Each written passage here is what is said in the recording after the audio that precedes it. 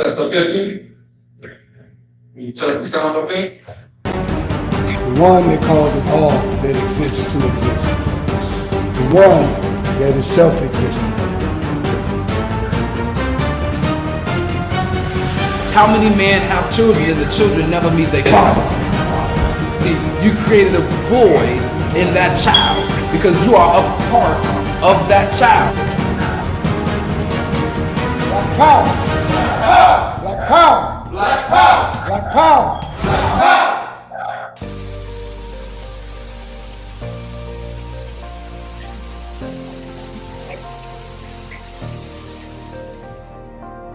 Are you feeling fatigued and can barely make it through the day without some type of caffeine?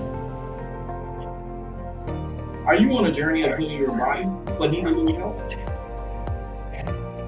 Then alkaline water is what you really need. Alkaline water has many benefits. Okay, 1, 2. Alkaline water can help restore pH balance in the body. Consuming beverages such as soda and coffee can make your body acidic. Did you know that too much acid in your body has been linked to an internet, heart disease, obesity, diabetes, autoimmune disease, chronic pain, and other Check chronic 1 2 1 2. like gout and You hear it? arthritis? Those who use alkaline water have reported increased energy levels, clearer skin, reduction in inflammation, better digestion, and many other health benefits. I've used alkaline water for years, and it's been instrumental in sustaining my health when I was diagnosed with sarcoidosis. Are you ready to take responsibility for your body's health? 1, 2. If the answer is yes, then our alkaline water is just what you She got need. back. Bring your own bottles. It's only $3 for each gallon. Place an order, or for more information, you can reach us at 773-846-3091. Thank you in advance for listening.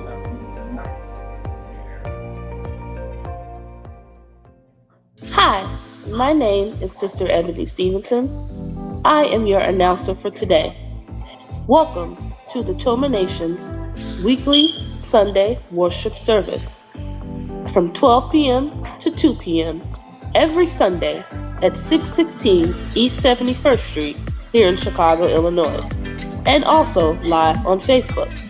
If you would like more information, you can reach us at www.facebook.com/termination2 or give us a call at 773-952-8302. Now I am going to recite our opening. In the name of the eternal divine spirit, the one that causes all that exists to exist, the one that is self-existent, the one who directs the sunships of millions and trillions of years, and the one who made time the seed of the universe, known among the ancient Kemites or Egyptians as Amun-Ra and Aton, among the Hebrews as Ansar, Yahweh, and Elohim, among the Christians as Lord, God, and Jehovah, among the Muslims and Islamic world as Allah, the one God, among the Rastafarians as Jahi, Rastafari, among the Yoruba tribes of West Africa as Omari, Eshu, and many other Orisha names. I bear witness that all these names refer to the same one, Almighty Spirit, and it is to that essence which I give reverence and to whom I submit. I boldly proclaim that we, the descendants of those black men and women who survived the transatlantic slave trade, are the Lost 13 tribe, born in North America, and are of the Nubian Kemetic lineage. I further proclaim that the blood of all the nations of the earth flows through our veins. I greet you in the ancient but holy words of peace, Hotep, Shalom, Assalamu Alaikum, Habaragani, Alafia, and Ashe. Now I am going to recite the 13 points of what we believe and know. Number 1. We believe and know that we are not to repeat the mistakes of the past prophets and messengers of the Almighty Creator of the heavens and earth. Number 2.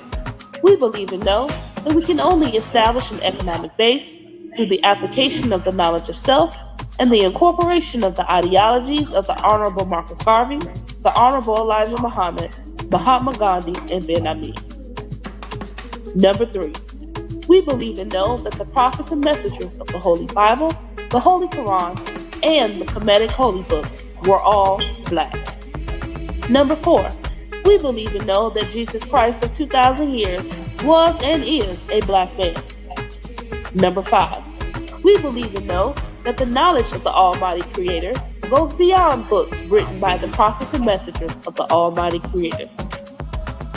Number 6, we believe and know that in order to promote and coordinate unity, we must first recognize and accept the uniqueness of being able to worship our Creator, regardless of religious denomination, name, title, ritual, particular dress, or holy book, as long as it recognizes the Almighty Creator of the heavens, earth, and the universe as supreme. Number 7, we believe and know that it is impossible to tell the truth without exposing the wicked governments of the world. Number 8, we believe and know that the United States government, in collaboration with other European nations, have a denial objective to exterminate dark-skinned people of color off the earth with the act of genocide. Number 9, we believe and know that some of the most effective methods that are being used today are AIDS, birth control, alcohol and drug abuse, vaccinations, gang and domestic violence, systematic elimination of trauma centers, the public school system, and public aid within the black communities of America and the world. Number 10, we believe and know that the last trick that Satan is playing on us is the dividing of us by our religious differences, religious gangbanging.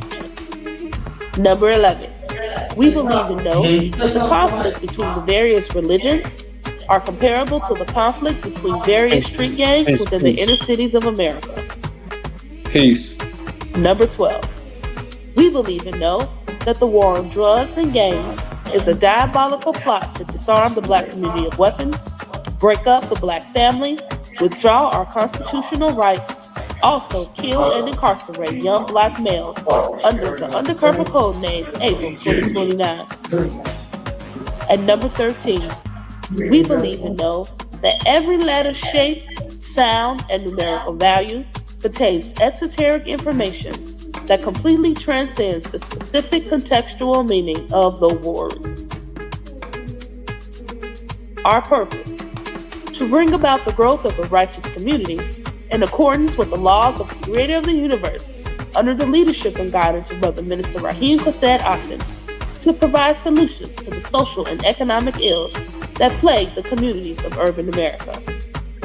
Our goal: to re-educate and retrain youth and young adults to develop positive moral values as an alternative to delinquent behaviors, because you can't rebuild a community and not rebuild the minds of the residents of the community to meet the responsibilities of maintaining the community's image. Our mission: to enhance the economic development of our communities by establishing businesses, real and personal properties, thereby creating jobs and/or entrepreneurship training programs that will reverse the concept of leaving the community to buying back the community. Our motto: let your light so shine before men that they shall see your good works and glorify your Father which is in heaven. Matthew 5:16. Now we're going to recite our salute to the red, black, and green flag. Everyone put your right fist in the air and repeat after me.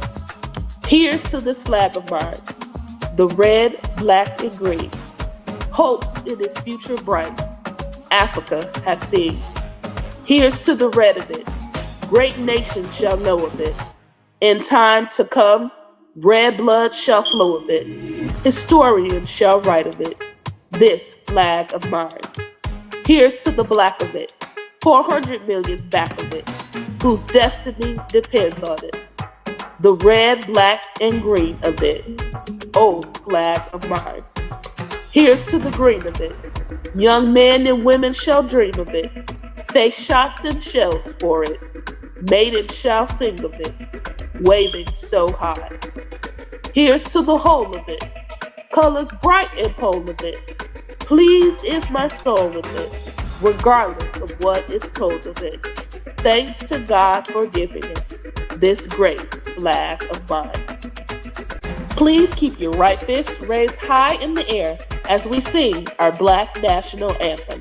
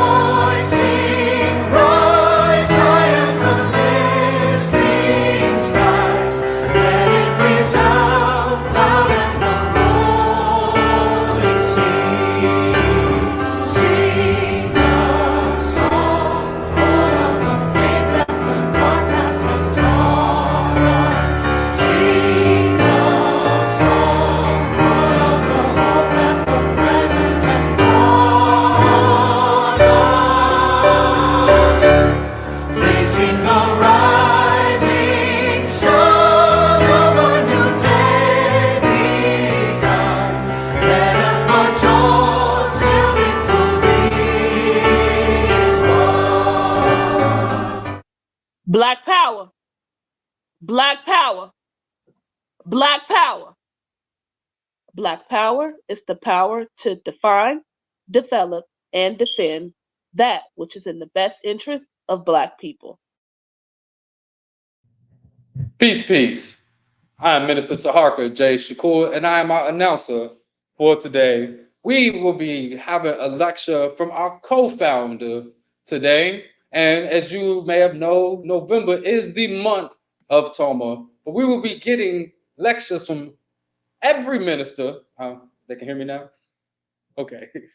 We will be getting a lecture, a very powerful message that comes from our minister, our co-founder, called The Wrongs We Have Learned to Live With. So may everyone stand to their feet as we welcome our co-founder, the speaker for today, Minister Omari Jahi Aton.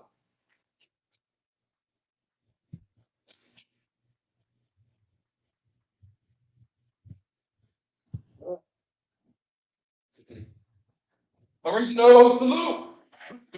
Original salute. What powers?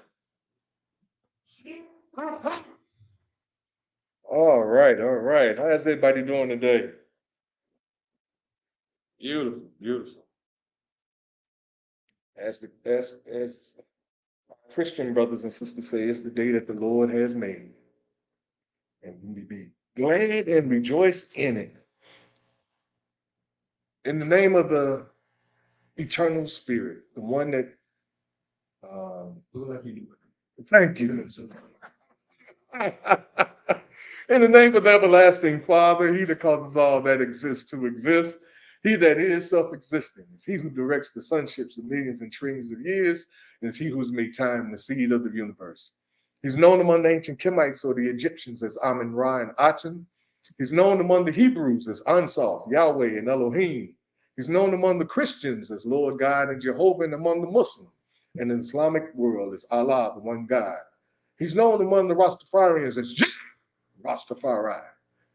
He's known among the Yoruba tribe as Oledumare and Oshu and other Orisha names, and I bear witness that all of these names refer to the same one, Almighty Creator. And it's to that entity whom we give reverence and to whom we submit. I boldly proclaim that we are the descendants of those Black men and women who survived the transatlantic slave trade, and that we are the lost 13th tribe born here in North America, and that we are of a Nubian Kemetic lineage. I further proclaim that the blood of all the nations of the planet Earth flow through our veins. I greet you, my brothers and my sisters, in the ancient but yet holy words of peace, which are Hotep, Shalom, Assalamu alaikum, Habaragani, Alafia, and Ashe. It's always a privilege to stand before you guys, and for all of our brothers and sisters in Facebook land and on YouTube, welcome to the Toma Nation. We're here located at 616 East on 71st Street in Chicago, Illinois. We're here every Sunday from 12:30 to 2 p.m. So if you want to come in and catch this live, because we do a little Q&A afterwards, you ain't gonna get this on Facebook or YouTube. So if you had some questions based on what you heard today and you want to get some clarity or whatever, probably best to be here. So again, my name is Minister Omari Jahi Aton. I'm the co-founder of this great movement called the Temple of Mercy Association, aka the Tona Nation, along with our founder, Brother Minister Rahim Kased Aton, and our First Lady, Sister Makita Aisha Aton.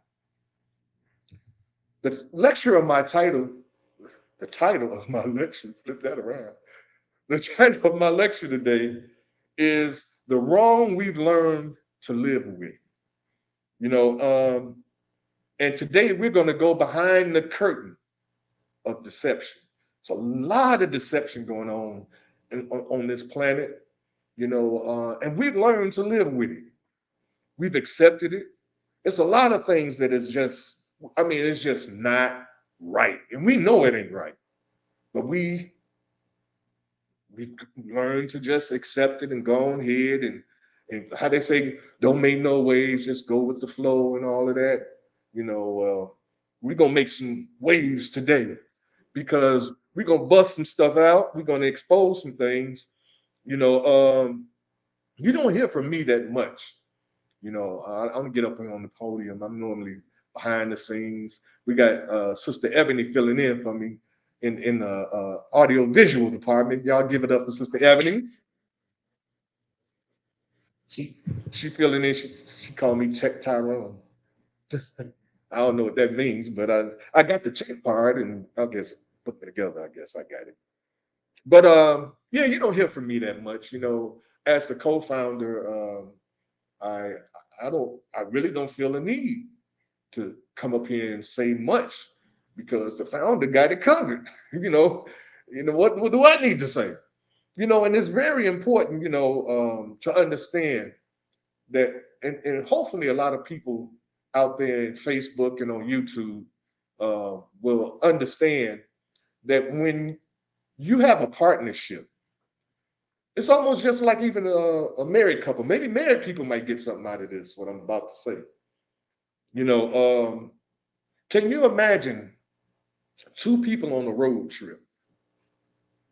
You've all been on road trips before, right? Get in the car, hit the road, right? How many drivers you got? One? Oh, that's them driver's ed cars. Driver ed car got that other wheel over there, so the instructor can say, "Oh no, you ain't kidding me today." Door brakes, right? Everything. But in regular American-made cars, there's only one wheel, and you can only have one driver. So that means if it's two of you all in the car, somebody gonna have to drive, and somebody gonna have to be the what? Passenger, right? When you're going out of town, a lot of time the passenger usually takes on the job of navigator. Looking at the map or checking out the GPS or whatever, saying, "Hey, I stopped coming up," right? So when you have two people, like a mother and a father, parents or whatever, raising a child, they raise that child together. But just like here in Toma, usually where the problem comes in is if the parents have not accepted the role that they're going to play in the relationship. I want y'all to hear me today. See, when God flicked the light switch on the Temple of Mercy Association, me and the minister had to have a conversation. And that conversation was around, are you going to be my buddy? Because we was friends before Temple, because we was musicians, Are you going to be my buddy? or are you going to be my minister? And that's the decision that I had to make as the co-founder. Because see, if you got somebody driving the car and then you don't like how they driving, you're going too slow or you're going too fast, you can say, hey, you need to pull over. Let me drive, right?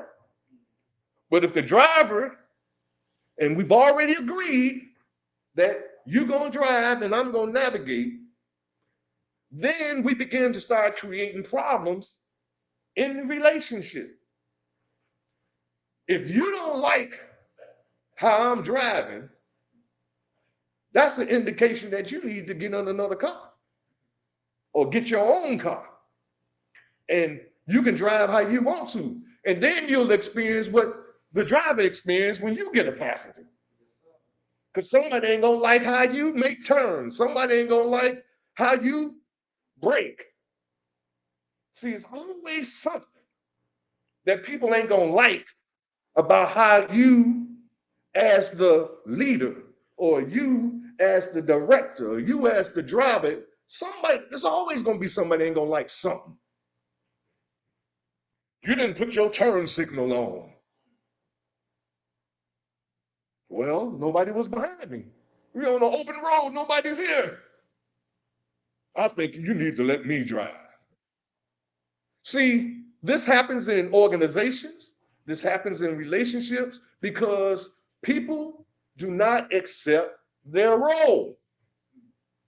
I accept my role, co-founder, not founder. Now, does that mean I don't have any power, any authority in the organization? No.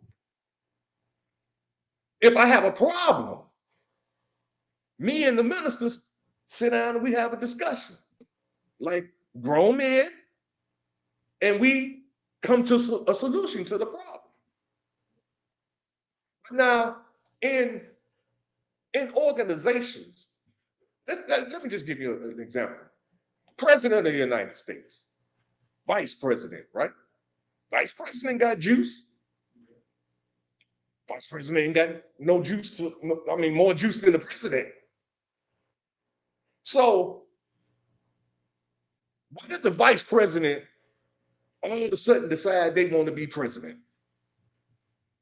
Can they just haul off and start bad mouthing the president and think ain't nothing gonna happen? It's called treason, isn't it? In this hellish country, in this devilish country, even that's treason. But for us, we backbite, we stab each other, we kick each other when we're down, we do everything we can because we want that position that person got. I can do it better than you.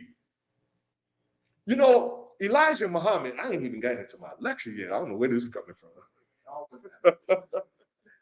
Wow. Elijah Muhammad, people said that because he only had what, an 8th grade education? Third grade education. That he was illiterate, kind of, he couldn't talk right and this, that, and another. But the man was brilliant with a 3rd grade education because God was behind him. Now, how many people missed out on Elijah because they had a problem with how he talked?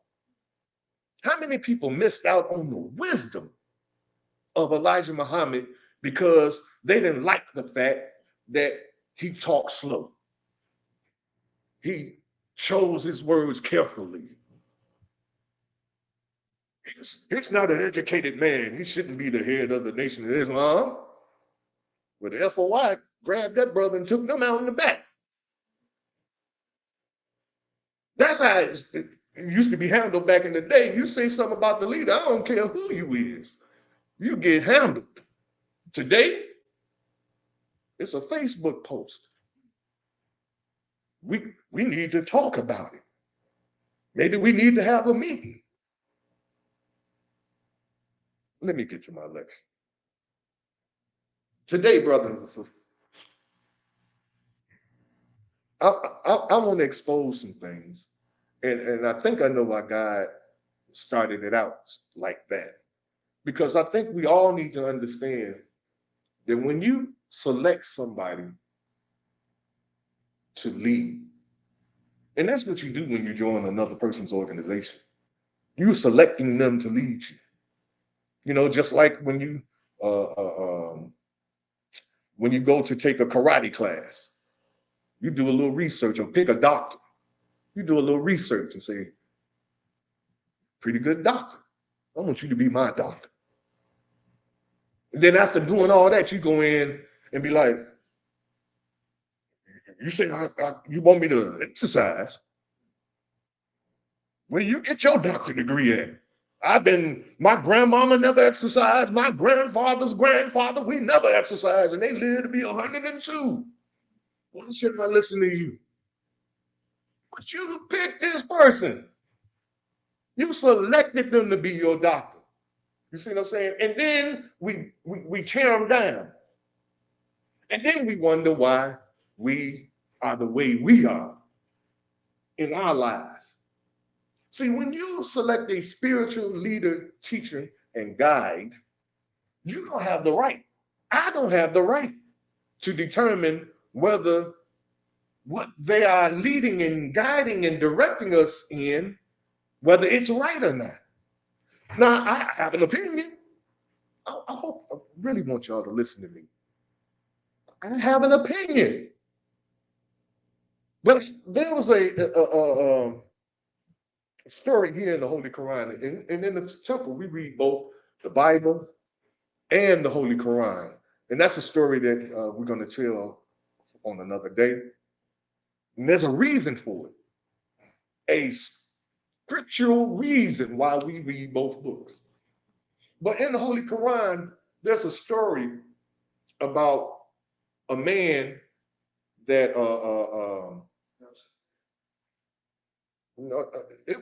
it's Melchizedek, but it's Moses who was questioning him.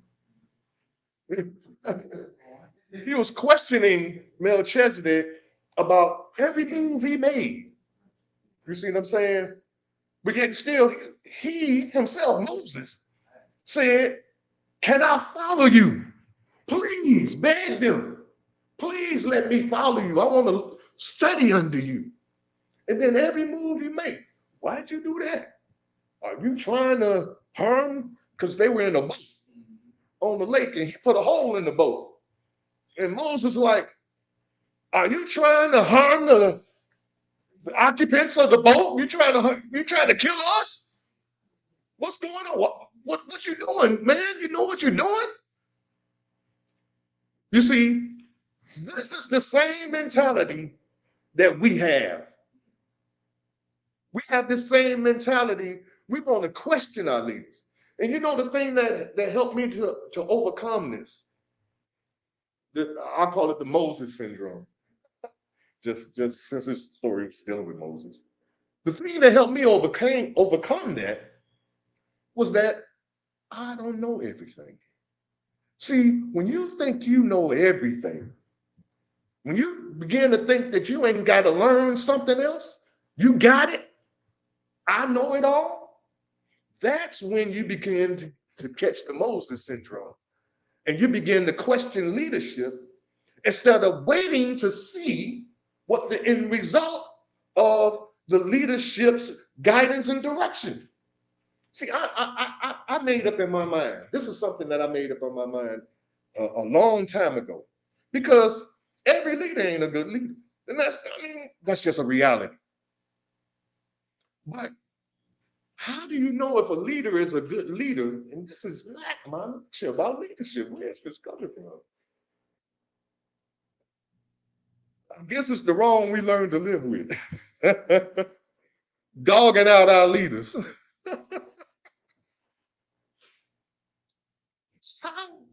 How can we expect to know when we got a good leader when we question them at every turn? Y'all read in the Bible about how the children of Israel was with Moses? Moses, you brought us out here into the wilderness to die. We's hungry. Pray to God, and they sent manna down from heaven. That still wasn't good enough. You see, I figured this out. This is what I figured out. If a person is a good leader and they know what they're talking about, and it's a possibility that they know something I don't know, you know? And so my thing is this. Let's say I go to a doctor. You use the doctor as an example. And the doctor says, you got a bad lung condition. You need to take this, that, and another. You need to do 10 jumping jacks, 10 push-ups, 10 sit-ups every morning, and drink a lot of water. At least drink 2 or 3 of these a day. And in a couple of weeks, your problem will go away. Now I turn around, I do 1 jumping jack, I do 1 sit-up, I drink 1 bottle of water, and I go back to the doctor and complain why my problem ain't went away. What if you did exactly what the doctor prescribed for you? And it didn't.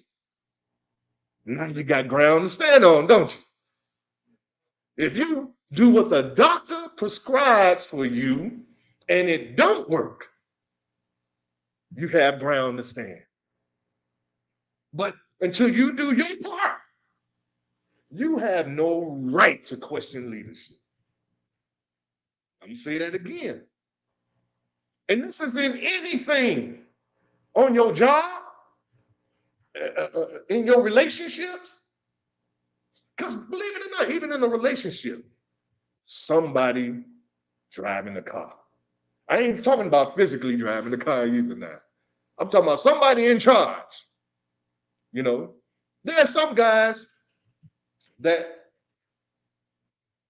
let their wives handle all the finance, right? That ain't my thing, baby. You got it. Pay all the bills. I'm gonna bring my money. When I make my money, bring it home. You know, some guys are like, you a fool. Giving your woman all your money and let her issue you out some money every month. That's crazy, man. You work for that job, right? See, this the nigga that ain't got nobody. Ask somebody, y'all hear what I'm saying? It's me, man. He's one of them. Because he need company in his misery. And so he wants to advise you on how to keep a relationship or what's the best thing to do in a relationship. He wants to advise you and can't keep one himself. And we listen to these Negroes and niggerettes. I ain't want to leave sisters out. We listen to them as if they words are biblical. Same crap on Facebook. We read these posts and we act like it's CNN. We act like this is actual factual news. Do you know? If you look up at the sun too long, you'll get sterile. I'm just making something up, y'all. Somebody will put that crap out there, would you believe somebody gonna believe it and repost it? And then we wonder how lies get spread around. I still ain't gonna lie. I'm just start reading. I'm gonna just start reading so I can, because I don't. Let me look at my time. Oh, I got my watch. Okay. Oh, okay. I got about a little under an hour. This lecture If y'all got some questions about that little intro stuff, we just ask me at the end. I'll definitely tell y'all why. I know why God had me do all that. But this lecture series, because I know I'm not going to finish it today, it's directed to those, that consider themselves to be righteous children of God. I used to be, and I want y'all to question me if I used to be pro-black. Now I'm pro-righteous. I used to be pro-black, but black ain't what it used to be. I'm gonna say that again. Black is not what it used to be. There are black people that act more white than white people. There are black people that act more Italian than Italians. There are black people that act more Jewish than Jewish people. So I can't go by black anymore. Because if I did that, I'd be a sucker. I'd be falling for every lie and deception that comes out of a black person's mouth that ain't got my best interest at heart. And that's what's been happening with us as a people. They say we naive. No, we're just a trusting people. We love the truth. And we hope that's what you're bringing us, the truth. But a lot of times, deception pays more than the truth. I got off my paper again. I have witnessed God's righteous children being manipulated and deceived into a way that is fair seeming, but it's not of God. What do I mean by that? It's fair seeming. It seems right if that brother drops his wallet out of his pocket while I'm walking behind him and I pick it up and there's $300 in there. I say, oh, God, thank you for this blessing. That seems right. That you want to deceive yourself. We call it deceptive intelligence. You want to deceive yourself into believing that God blessed you by stealing somebody else's money. I mean, it's just what it is. And we'd be really upset if somebody else did the same thing to you. You turn around and somebody picking up your wallet.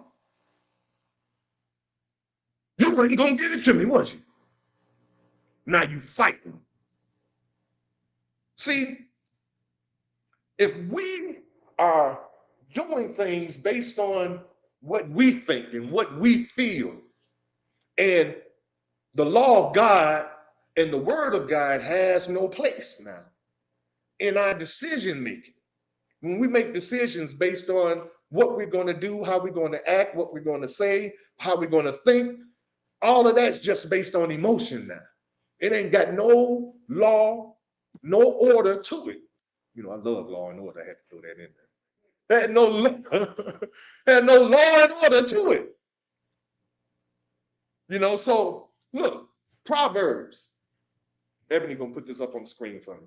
Proverbs 16:25. Now, Proverbs is my favorite book in the Bible. It's been my favorite book ever since I started reading the Bible. Y'all wanna know why? Because the wisest man ever to live wrote it.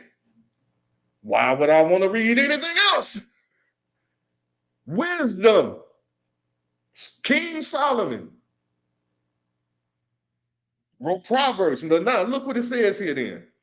In Proverbs 16:25, it reads, there is a way that seemeth right unto a man, but the end thereof are the ways of death.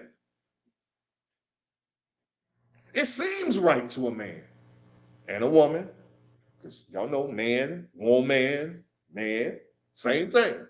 It seems right. It says the end thereof are the ways of death, deterioration. You start to deteriorate little by little. You know, it's almost like you say tell a little white lie. You know, it's just a little white lie. You know, Mama, I didn't steal the cookies. You know, it's just a little lie, cookies. Then it's Mama, I didn't steal no money out your purse. Mama, I didn't steal your car. You see, it just balloons. Because once you start telling it and you get away with it, it makes the next one easier. God says, thou shalt not bear false witness against thy neighbor. Interpretation, stop lying. That's one of the main things I had to do. See, when I started my road to righteousness, I had to make a checklist. You know how usually they tell you to write a line down the middle of the page, put on the good stuff on the left side and the bad stuff on the right side, and we just jot down all that good stuff. You know, I'm good, I'm smart, I'm trustworthy, and this, that, and another. We put a couple of bad things. You know, I procrastinate, my feet stink. You know, we put a couple of things on the other side. I actually forgot. I didn't care about the good stuff. I actually made a checklist of all my bad, you know, lie, fornicator. I'm just gonna tell you all my little business. It's okay because it's in my past. So I can say what I was, you know, drug addict. You know, people look at me, what? You was on drugs? Heck yeah. It was rough too. I mean, for a long time. You know, I was the black sheep of the family, man, because of that. But I'm just thank God that my mother was able to see me come out of that on the other side before she passed. That she was able to see her son didn't get caught up in that, you know. But yeah, drugs. I made a checklist. What's another one? Procrastinator. You know, always making excuses why I can't do today. I mean, and put it off to tomorrow. You know, I'll just do it tomorrow. And you know, tomorrow never comes, right? You know, because when tomorrow comes, it's today. So when we put stuff on, I just want you all to know, when you put something off to tomorrow, what you're actually doing is, what you're saying is, I ain't never gonna do it. Because tomorrow never comes. And if it does, it's too soon. It's too soon. And you'll make another excuse for why you can't do it. So I made my checklist with all that stuff. And I started off with lying, stop lying. And that's when I learned another thing about myself, that there are polarities. You know, one end, you lie, you don't tell the whole truth, and on the other end, you tell everything. Too much truth. Do you like my hair? It looks like a mop sitting on your head. That's the truth. And so I had to find a happy medium. You know what I'm saying? Because I was pissing people off. People wanted to kill me because I was telling the truth. And I wanted to stand up. I'm like, I don't care. I'm telling the truth. And the minister said, that's a better way you could have said that. I don't care. But it took me almost a year to figure it out, you know. Brutal honesty, yes. And see, and sometimes we extremists, you know, we go to the extreme, you know. We discover that we've been lied to by the government. And they ain't gonna pay no justice. I'm just gonna do everything I can against the government. Whatever they say, I'm not gonna do. If they say stop at the stoplight, I'm going to. Because the government ain't no good. They lied to us. That's extreme, Negro. All you're gonna do is go to jail. And then be in jail, because jail is where God make you think, Jail in the hospital. You sitting in jail, maybe I went a little too far. You think? But that's why, again, we need leaders, teachers, guides. We need a guide, somebody to guide us through our life. That's what pastors, ministers, that's their job, not business. Let me say that again, because I don't know if y'all got me. That's their job, not their business. God ordained pastors, ministers to do exactly that. But when deception starts to sneak in, and I start preaching the gospel to benefit me, what's that brother name? Reverend Knight. Reverend Knight was that dude was something else. Leaves me my money. My money, not God's money. My money. And when he became successful behind that, Negroes started following suit. They might not have said, "Loose me my money," but they be like, "God gonna curse you if you don't tithe. God gonna do this to you if you don't support the church, the building fund, the ministers fund, the children's fund." And that's all that is for the pastor to have fun. I said I was gonna keep reading. Jesus.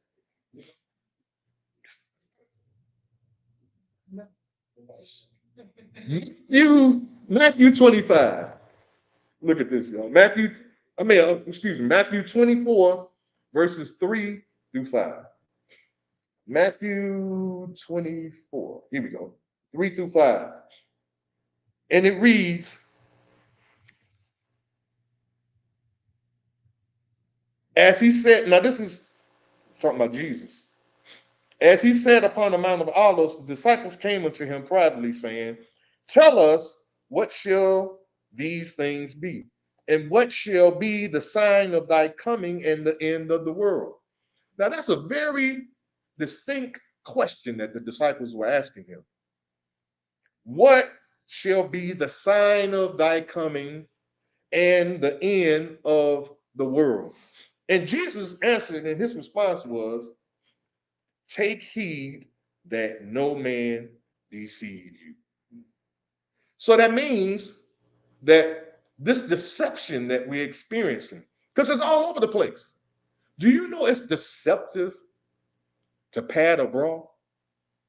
It's deceptive to put a sock in your pants. It's deceptive to wear wigs, false eyelashes. We're deceiving others. I remember there's a movie, "I'm Gonna Get You, Sucker," where this lady, she was foxy. Back in the day, that's what we call fine. And the guy took her home, and when they went in the bedroom, she took her butt off. She took her leg off. She took one of her breasts off. And her right. So brother wasn't getting what he thought he was gonna get. That's deceptive. But we're okay with that. That's the 25. That's the way of the world. That's how the world is. So why can't we accept? I'm gonna have to whisper this one because I don't want to let him. Why can't we accept that Satan is in charge? They don't know. If deception is the order of the day, you think God is deceptive? Nah. I can hear all, I can hear them all on Facebook. I hear them. God is in charge all the time.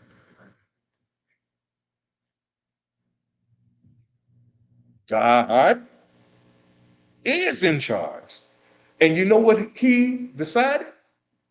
That he was going to give Satan rulership of the earth for a period of time. Does that mean God ain't in charge? No, because Satan couldn't be in charge unless God said he could be in charge. God give the devil rulership in the earth.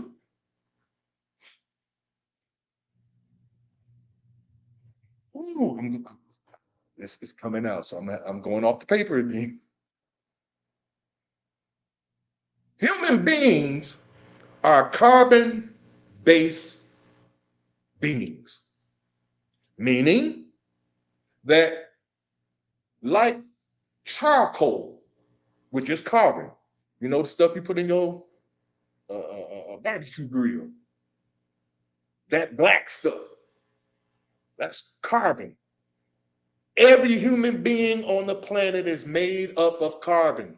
I don't care if you're black, brown, white, red, whatever. Just like, and then you really understand now why white people bury their folks quick. Because when you die, you turn back, that carbon starts to take over and you start turning back. So they bury their folks before anybody can see Uncle George black. So if everything turns back to carbon, so that means there's a process that God, through nature, has exposed us to. That's the process of how a diamond is created. Now, a diamond is a prism, right? That reflects light. So, if under extreme pressure in the earth, carbon over years turns from that black carbon-based element into a crystallized prism that reflects light, that directs light. Then, when human beings go through pressure, and when you go through things in your life, you know, we always talk about the ups and downs in life. I'd rather have it than the straight line. I'm sorry. Flat line is dead. So we want peaks and valleys. We want to go through ups and downs. So when you're going through these ups and downs in your life, and even as a race of people, I'm going to speak about black people right now. We're always talking about slavery. We're talking about what white folks did to us. And I'm saying all this because to answer the question, why would God do this? Why would he let the devil be in charge of the planet and put us through the hell that we've been through for all of these years? He's making a diamond. He's making a Christ crystallizer. The challenge is we don't pass down blessings. What I mean by that? If you was blessed to understand that eating meat is not good for you, and you allow your children to eat meat because that's what they want to do, then it might take 2 or 3 more generations to figure out what you figured out already. And so it might take 20, 30, 40, 50 years before somebody in your family or family history figures out that eating properly adds to my spirituality. When you could have for them 50 years earlier, giving them this gift of knowledge and information. But you can't make nobody do nothing. You can. Who say you can't? We do it all the time. You make your kids go to school. I don't know no children breaking their necks to go to school. Well, there's a few. I know there's a few. Exception to every rule. But most of us, we make our children do what we feel that's important for them to do. We don't think that eating right is important. We don't. Well, my grandmama, she ate chitlins, and I can't even say it right. She ate chitlins and pork chops and hog maws and from the rooter to the tooter, they ate everything, pig ears, all that crap.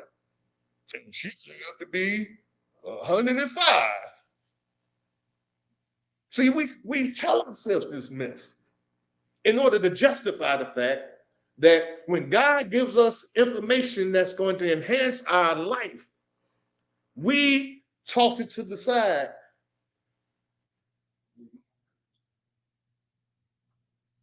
We toss it to the side and we don't pass the information down. Like, I believe in the words, raise up a child in the way that it should go, and when it's grown, we'll not depart from that way.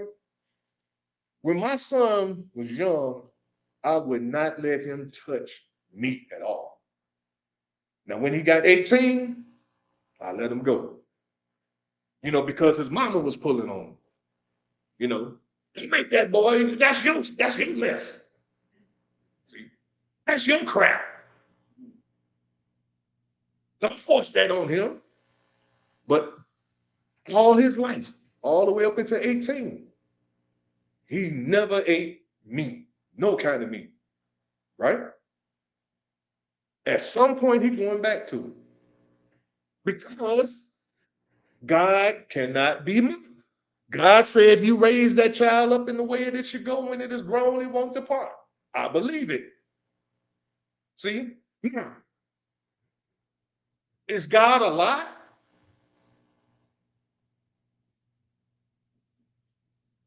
And if he is, right? How you gonna know by not following what he said? Prove he's a lie. Do what he says do, and when it don't work, you get on your soapbox and you get to work. But if you just because I got a feeling, now you want to throw salt on God because you got a feeling that, well, what he said, that's kind of rough. I've been eating pork chops all my life. That's rough. Can't do that.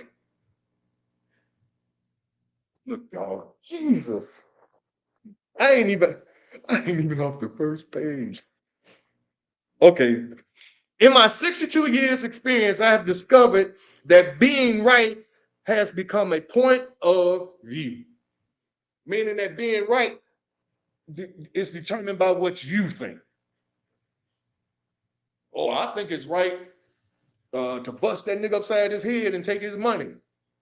He should, what the youth call it now? He was lacking. Did I say it right? Okay. Yeah, he was lacking. And so, because he was lacking, I got it right. To bust that nigga upside his head and take his wallet, take his watch, his chain, take everything he got. He says, but what is right and what is wrong has become an opinion that has been turned over to the discretion of every individual. Now, I got another slide coming up, y'all. There's an old saying by Carter G. Woodson, and I quote, when you can control an individual's thinking, you do not have to worry about the individual's actions. I'm gonna say that again. Now, Carter G. Woodson, old dude, way back in the day. What is Carter G. Woodson trying to tell us about your thoughts? When you can't control an individual's thinking, you do not have to worry about the individual's actions. He goes on to say, when you determine what an individual shall think, you do not have to concern yourself about what the individual will do. If you make an individual feel he or she is inferior, you do not have to compel them to accept an inferior status because that individual will seek it themselves. Now that's real deep. You ain't nothing, you ain't never gonna be nothing. You just like your daddy. He ain't nothing, you ain't nothing either. You just like your mama. Y'all know the other words they use. Yes. You ain't nothing.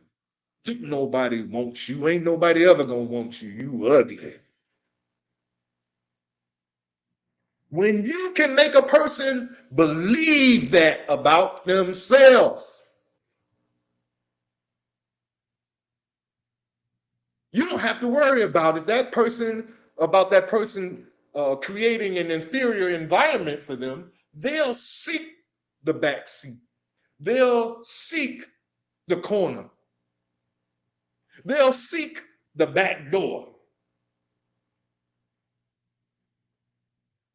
If you make any individual that he or she is justly labeled an outcast, you don't have to, you do not have to order that individual to the back door. He or she will go without being told. And if there is no back door, the individual's programmed nature will demand one.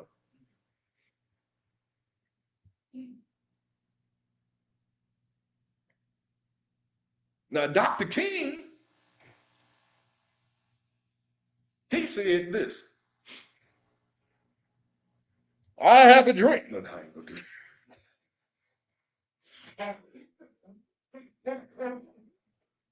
I ain't gonna do that. No. He said, I have a dream that that my 4 children, little children, will one day live in a nation where they will not be judged by the color of their skin, but by the content of their character.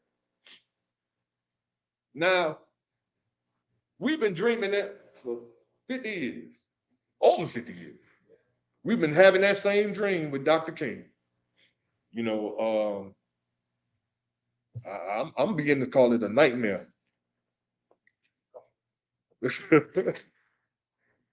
Because whether we accept it or not, because, well, I'm gonna have to say it like this.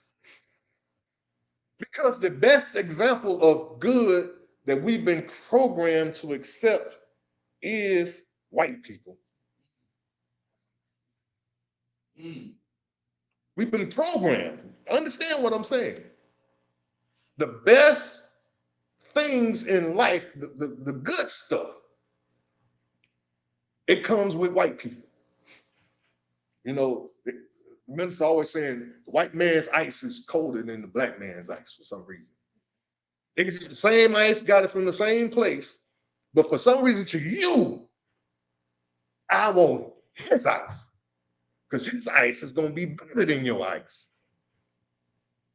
And this is the programming that we accepted. This is the programming that we have, that his ice is better than our ice. And because of that programming, we've been, well, I want to read the definition of programming. Ebony gonna put it up on the screen for y'all. Beautiful. See Ebony on it. Programming, it says, provide a computer or a machine with coded instructions for the automatic performance of a task. So, when you program something, when you program a human being, what you are doing is you are inserting coded instructions into their mind and into their heart. Because see, this is the hard drive for the human being. Here it is. This is where they got the computer from anyway. This thing right here. Coded instructions for, here's the other key word, automatic performance of a task.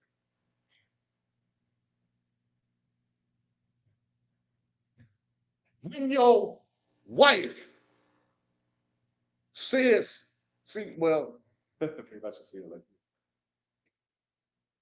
this. Women, boy, they got a double-edged sword in here called a tongue. And they will cut you too short. You be, not the rapper too short, but you be so short, you can sit on the curb and your legs will be swinging.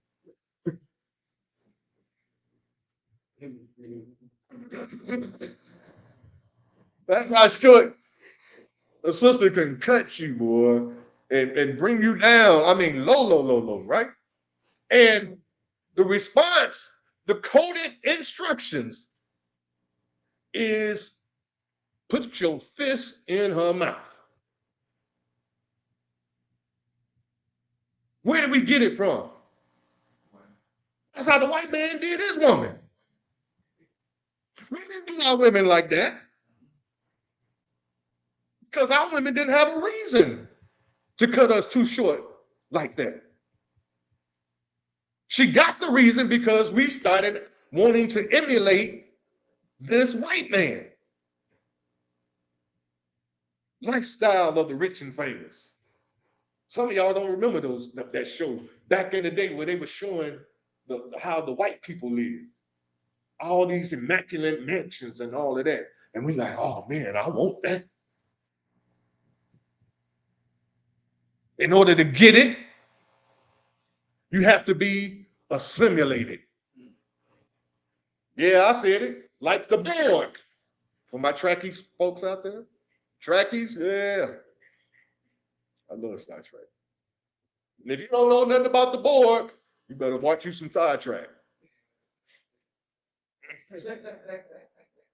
Borg assimilates all other living beings into itself. So, what do I mean? The Borg is well, I ain't even gonna go into it. Y'all just watch Star Trek. But we are being assimilated into the white man and the white woman's mindset, how they think, how they come to conclusions. What do they do based on this situation? What do they do based on that situation? You know, at the job, you got black folks selling out their own black people just so they can become supervisor.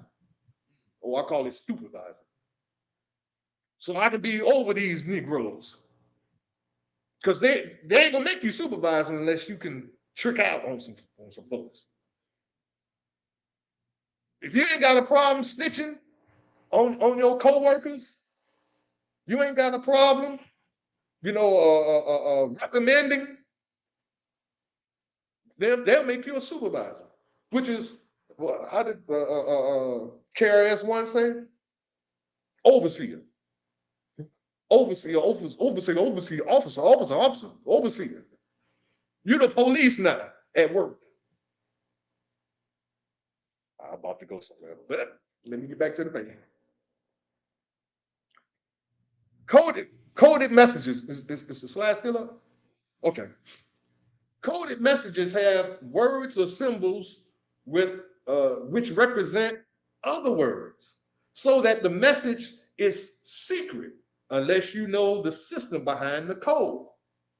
Words and symbols with double meaning. So when you get a coded message, like when somebody send you a text, if somebody gave you a text, and the only thing the text said was 911. Everybody in here know what that means, right? Whoever sent you that is in trouble. It's an emergency. They need your help right away, right? That's a coded message. There are a lot of coded messages. A friend of mine, now I told you how extreme we are. When he discovered uh, how people, the powers that be have been doing us, white folks, I just say it.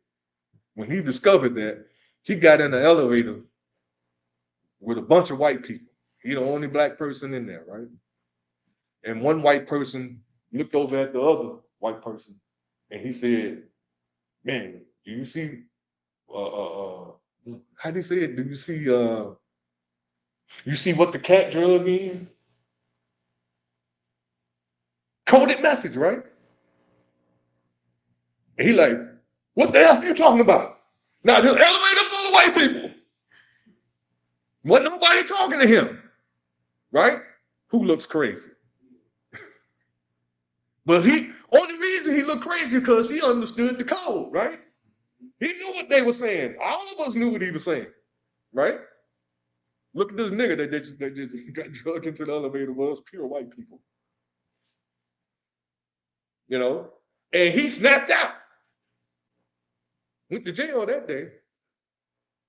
But my point is balance. You can't be all out here willy-nilly with the knowledge, mad, angry, operating off of emotion and impulse. You got to be strategic. What does it say? Be you got to be as wise as a serpent, but harmful. I mean, harmless or peaceful as it goes, like that. But it's saying be smart, but don't be aggressive.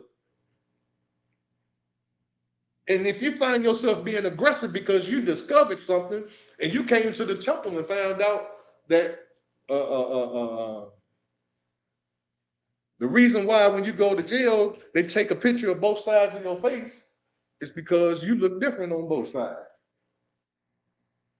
Because one side of you is good and the other side of you is bad as hell. And because we aren't taught this.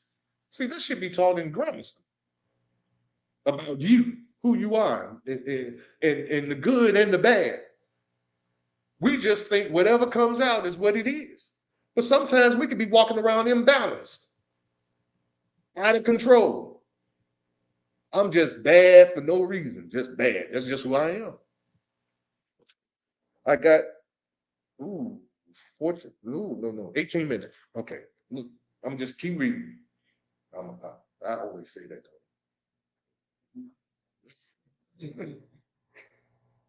All right, look, God has a coded system behind his words in his Bible. God sent teachers and guides into the world with the ability to interpret the coded symbols and words to his children. Now, what qualifies us as being children of God? I say this all the time. Anything that got a hole in its face can say anything out of it. You can say anything. I'm a righteous servant of God. I just said that. Does it make it true? Because I said it? I go to church every Sunday. I pay my tithes on a regular basis. So do the mafia. Does that make you good? Al Capone paid his tithes too. He's public enemy number one at some point. So there has to be some qualifications, something that you got to do in order to qualify you to be what is called or considered a child of God. Now, these are my qualifications, right? Who am I? I'm Minister Omari Jahi. I say don't mean nothing. It don't mean a thing. But if you're looking for truth and if you're looking for righteousness, I'm saying that as a minister, that's what I teach. So if you take what I say and you implement it and it works, God bless you. If you take what I say and you try to implement it, notice the word I use, try, which means you're not successful. And it don't work, that's on you. Don't try to make it seem like I lied to you and it didn't work. That's on you. One, if you want to be considered a child of God, you can't be caught up with religious gangbanging. You can't be saying you a Christian and I got a problem with them Muslims. I'm a Hebrew and I got a problem with them Muslims and them Jehovah Witnesses and I got a problem with them Seventh-day Adventists, because my God is the best God. You a gangbanger, a thug, a religious thug. No. Second one, two, must read and study the Bible and the Quran. Books. Now I'm gonna tell y'all a secret. I'm gonna say it real quick. I ain't gonna be able to break it down. Y'all gonna have to do your own research. And I want to show you how the devil has manipulated and deceived us for so many, centuries. I bet you don't know. Abraham. Was it Abraham? Yes. Abraham, the father of faith, a friend of God, right? That's what the Bible says, Abraham, the friend of God. Do you know that Abraham's first child, he didn't go to a black-owned restaurant, but his first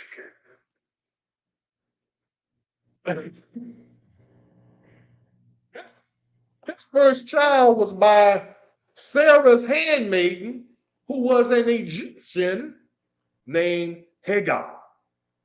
Her son, they named him, notice I didn't say Isaac.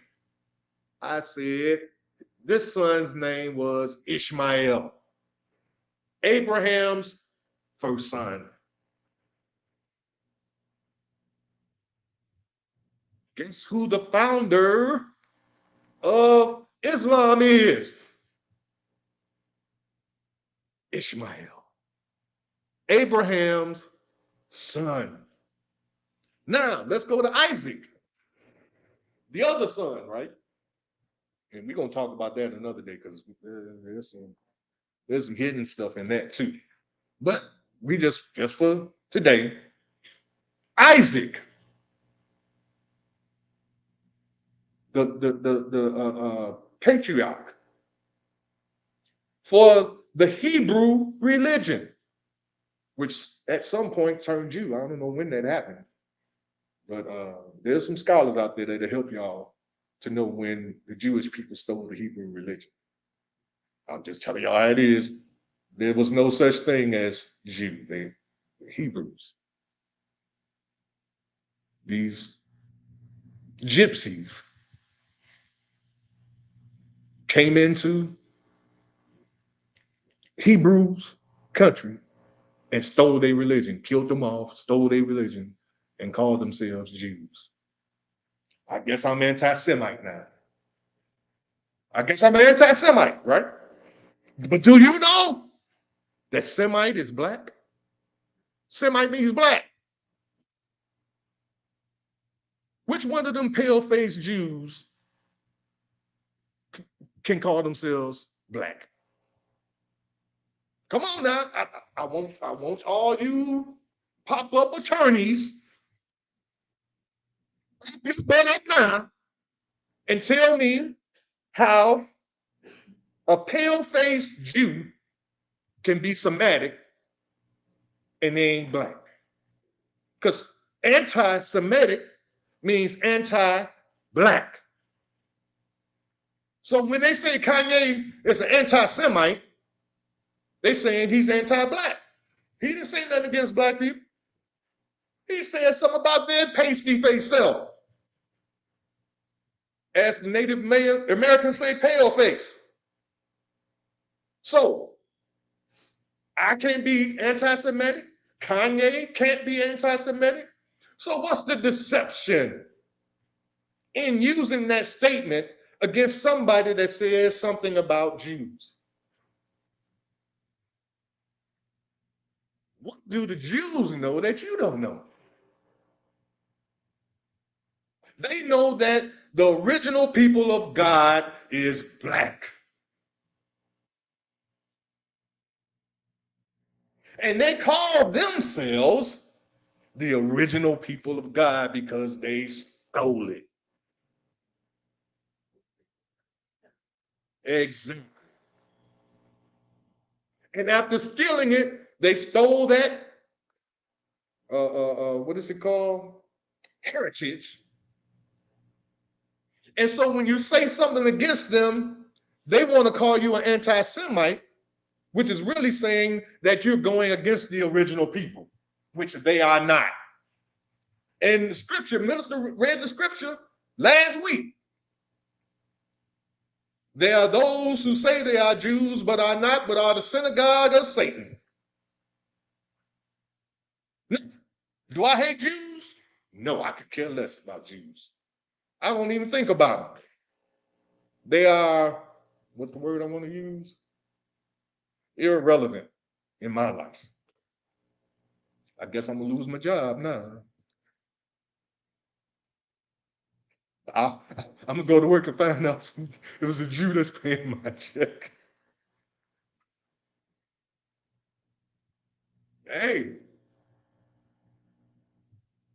I can speak the truth. I could care less about all that. God got my back. But look, I knew I wasn't going to get, only on page 2, y'all.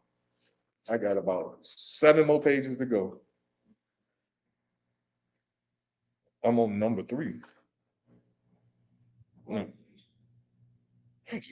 sorry, I didn't finish. Okay. So first qualifications, right. You can't get caught up in religious game banging. Second one, you must read the Bible and the Quran, because if you want to be like Abraham, a friend of God, his children, brothers of 2 religions, they are brothers. When you read one, you're only getting half the information or knowledge of God. When you read the other, you're getting half. When you put them together, you have God's word. Both of them. This is why we read both of them in the temple. And there's nothing, when you read, I mean, come on now. You've read books written by Jews, right? When you read the book, did that make you a Jew? So why, when I read the Quran, you got to make me a Muslim? I'm not a Muslim no more than I am a Jew when I read one of their books. Or a German if I read a book written by a German. So let's get off of that. Third one, must seek a master / teacher to be taught.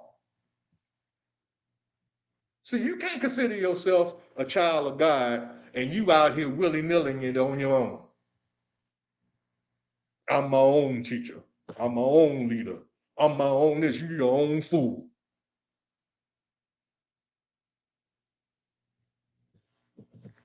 I know y'all don't like me, but that's okay. We've been, y'all thought I'm going to say hoodwinked. Nope. We've been programmed. They have inserted coded information into us, and we've allowed it to be downloaded into our brains and into our hearts. to the point now that Proverbs 23:7 comes into play when it says, as a man thinketh, so is he.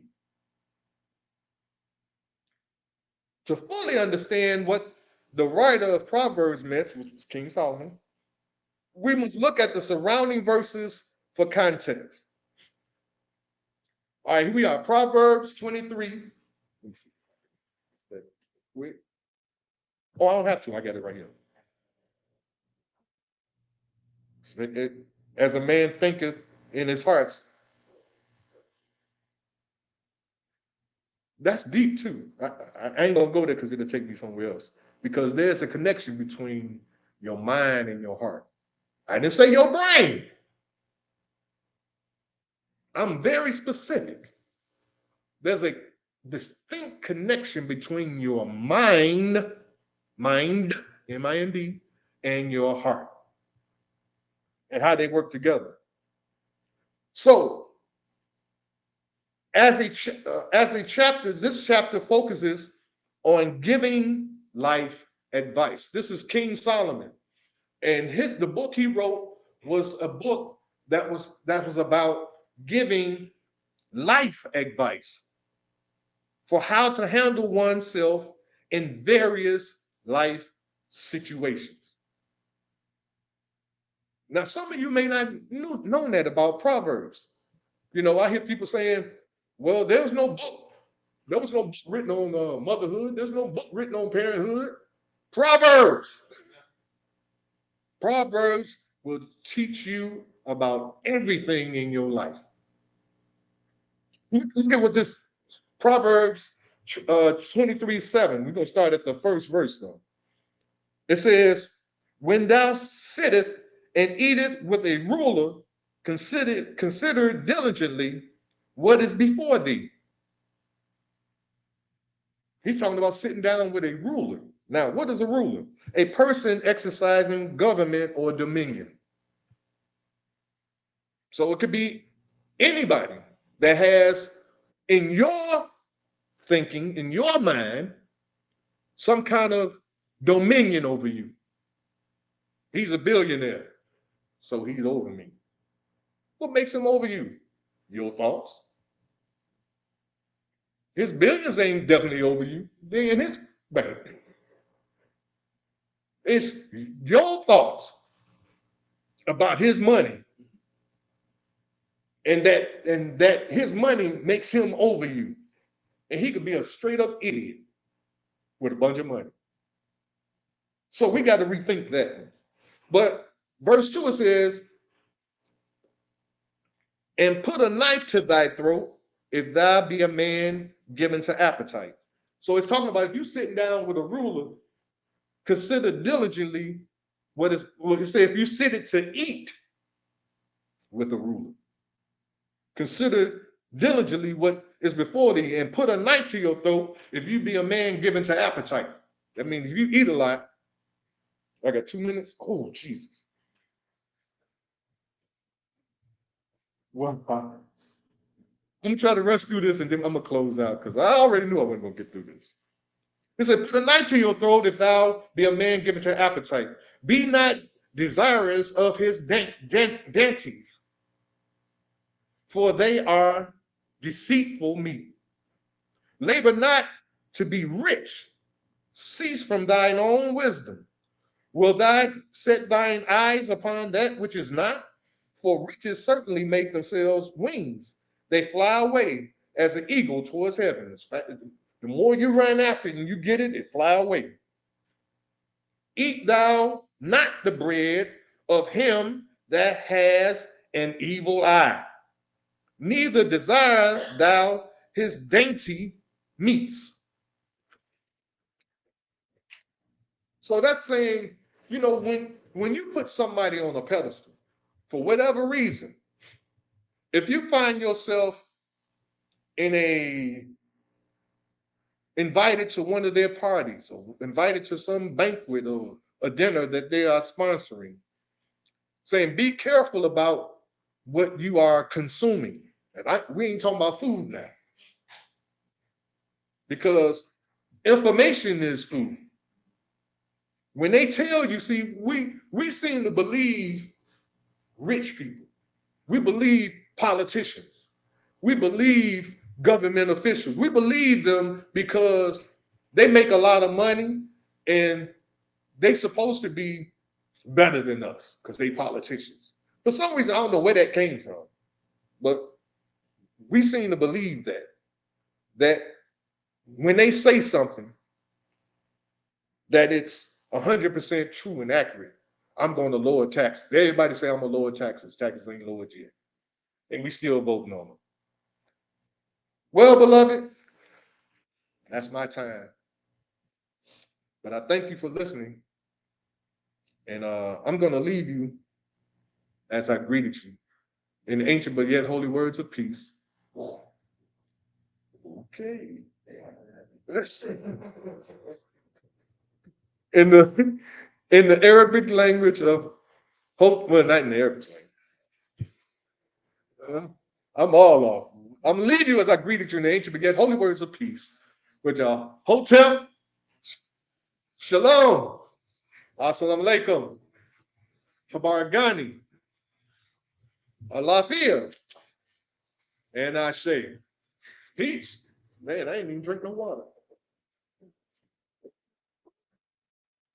We do that after I gotta close first. Can I close at some point? Wow, what a powerful lecture that we was just delivered from our minister, Omari, our co-founder of this powerful movement. Let's just give him a hand. And to all of those who have watched us on Facebook Land, we ask that you join us here in person at 616 East on 71st Street. And if you want to support this grassroots movement, you can always donate to us. I always say the Cash App wrong when I'm up here at the Toma Nation, right on Cash App, or go on Givelify and find us at the Toma Nation as well on Givelify. And we hope to see you. And if you like this, please share, comment, and support the Toma Nation. Peace and blessings. In the essence of the eternal divine spirit, the one that causes all that exists to exist, the one that is self-existent. How many men have children and the children never meet their father? See, you created a void in that child because you are a part of that child. Black power! Black power! Black power! Black power! Black power! Black power!